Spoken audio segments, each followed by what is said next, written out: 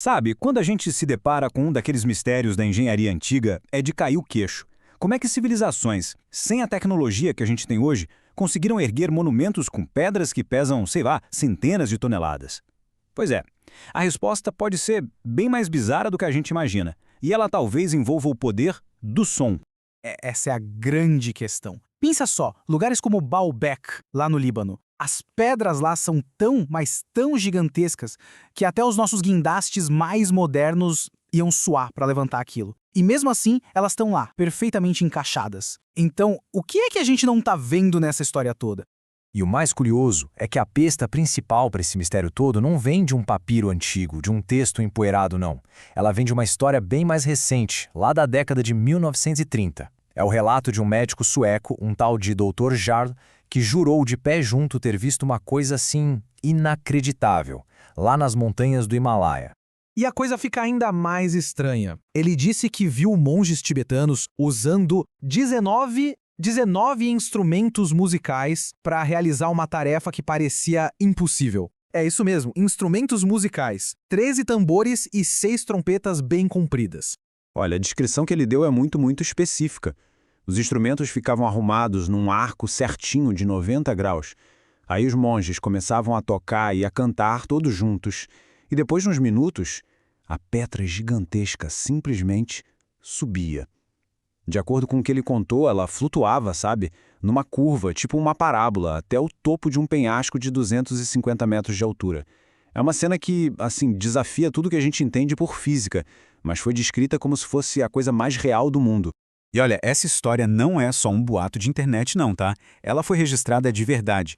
Um engenheiro sueco chamado Henrik Kelsen documentou tudo que o Dr. Jarro contou no livro dele, o que deu um ar de, talvez seja sério. Só que é justamente aqui que a coisa começa a complicar, porque a falta de provas vira o grande problema. Pois é, esse é o ponto-chave. A história é super detalhada, cheia de pormenores, mas não existe uma foto sequer. Nenhuma filmagem, nenhum dado científico, nada para comprovar o que o tal do Dr. Jarrow disse que viu. A história só existe como um relato de segunda mão, sabe? E isso transforma o que poderia ser uma revolução na ciência num mistério bem frustrante. Tá, então.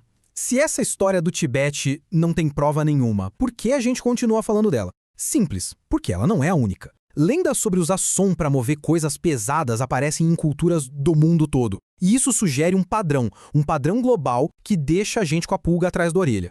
Vamos dar uma olhada, por exemplo, no Egito Antigo, o berço de algumas das construções de pedra mais famosas do planeta.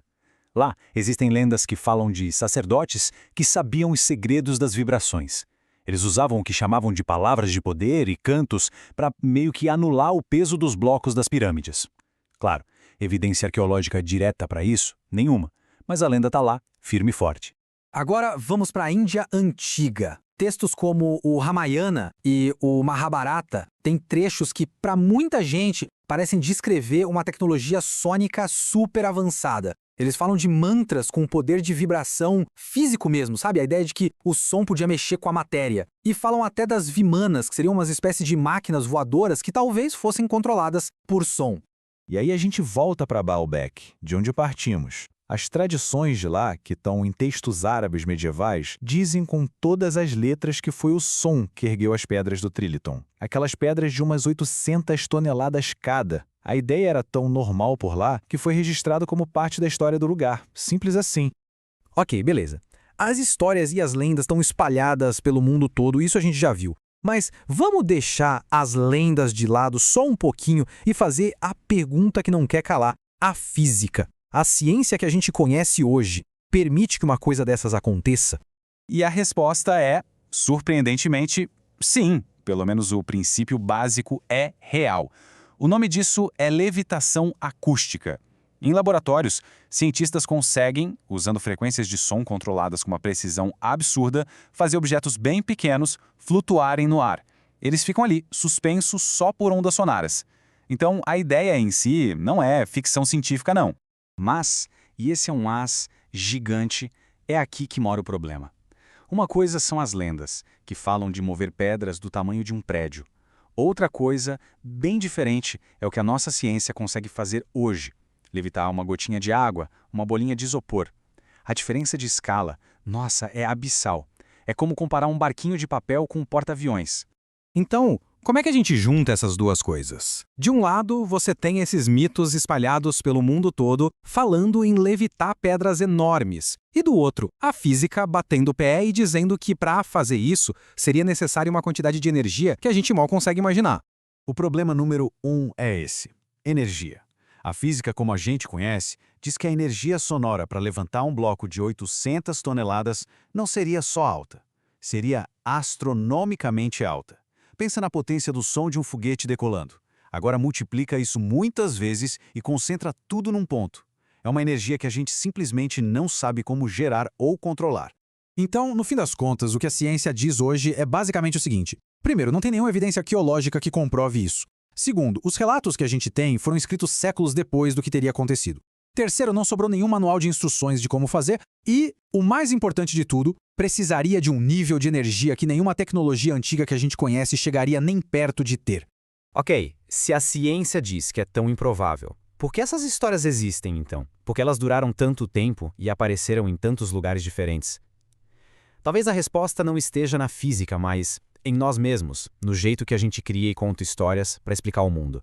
Existem algumas explicações que fazem bastante sentido. Pode ser que as palavras de poder, por exemplo, fossem só uma metáfora para um conhecimento espiritual e não para uma tecnologia de verdade. Ou, quem sabe, essas histórias são só um jeito mais poético de lembrar dos feitos de engenharia reais, sabe? O trabalho duro de milhares de pessoas com rampas e alavancas que com o tempo virou mágica nas histórias. E tem uma outra possibilidade bem interessante. E se o som fosse usado de verdade, mas para coordenar o trabalho? Tipo um canto em ritmo para todo mundo puxar junto, e com o passar das gerações, essa memória se transformou na ideia de levitação. E no final a gente fica com essa dúvida no ar. Será que tudo isso são só mitos, histórias que a gente criou para explicar coisas que pareciam impossíveis? Ou será que essas lendas que ecoam em tantas culturas diferentes são um vestígio, uma lembrança bem fraquinha e distorcida de uma tecnologia, de um conhecimento sobre a física que a gente simplesmente perdeu no tempo? A resposta, por enquanto, continua literalmente suspensa no ar.